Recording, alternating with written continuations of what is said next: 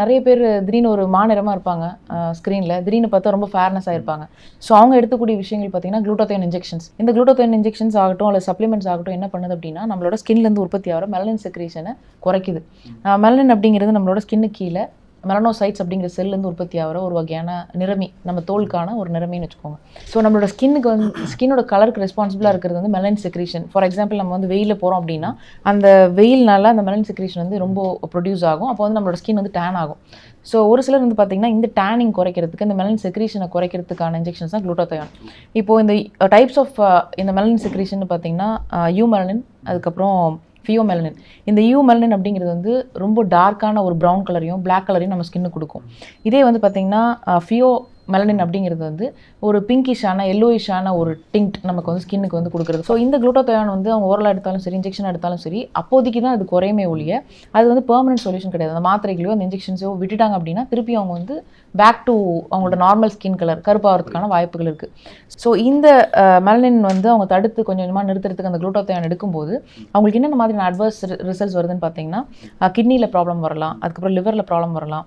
Sometimes பார்த்தீங்கன்னா neuromelanin, அதாவது நம்ம பிரெயின்லேருந்து சுரக்கக்கூடிய மெலனின் செக்ரீஷன் நம்மளோட குளுட்டமின் பார்த்தீங்கன்னா டோட்டலாக குறையும் போது சம்டைம்ஸ் நியூரோலஜிக்கல் ப்ராப்ளம்ஸ், நரம்பு தளர்ச்சியோ அல்லது சீக்கிரமாக ஏஜிங்கை உண்டாக்கி பார்க்கின்சன்ஸ் டிசீஸ். இப்போ பார்க்கின்சன்ஸ் டிசீஸில் பின் ரோலிங் மூமெண்ட், கை இப்படி நடுங்கிட்டே இருக்கும், வயசாகும் போது ஏற்படுறது சீக்கிரமாகவே ஏற்படுறதுக்கான வாய்ப்புகளும் இருக்குது. ஸோ இந்த குளூட்டோதையான் நார்மலாகவே இயற்கையாக எது இதில் இருக்கோ அதை நம்ம எடுக்கும்போது இந்த இன்ஜெக்ஷன்ஸ் அவாய்ட் பண்ணலாம்.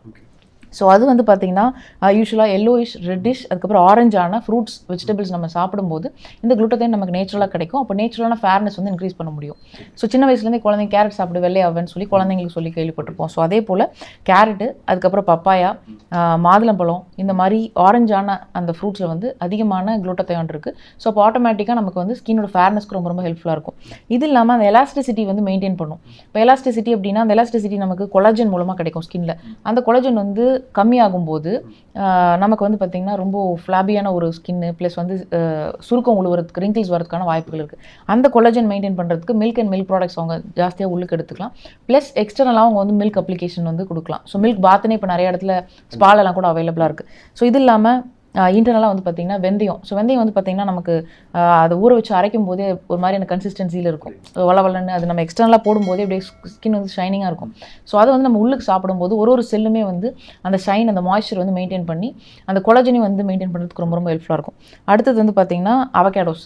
இப்போது வெஜிடேரியன் சோர்ஸில் இந்த குளுட்டமைன் ஆகட்டும், கொலாஜன் ஆகட்டும் ரொம்ப கம்மி. ஸோ அவங்க இதர் இந்த அவகேடோன்னு சொல்லக்கூடிய பட்டர் ஃப்ரூட்டோ அல்லது அஸ்பாரகஸ்ன்னு சொல்லக்கூடிய தண்ணீர் விட்டான் கிழங்கு, அதை அவங்க ஜாஸ்தியாக உணவில் எடுத்துக்கலாம். இது இல்லாமல் காப்பர், விட்டமின் சி இதெல்லாமே ரொம்ப முக்கியம்.